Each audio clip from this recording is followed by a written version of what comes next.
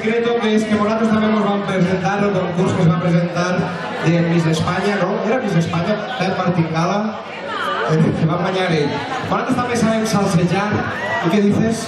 Que esta canción quería dedicarla a todos aquellos que se autoinvitan a las bodas y que están en todas las bodas, como esta cara me suena. ¡Estas caras me suenan! En todas las bodas están. Son infiltrados. Son extraordinarios y son infiltrados. Ahí. Vamos con esa salsita que nos presentaron al concurso de flamenco 2.0.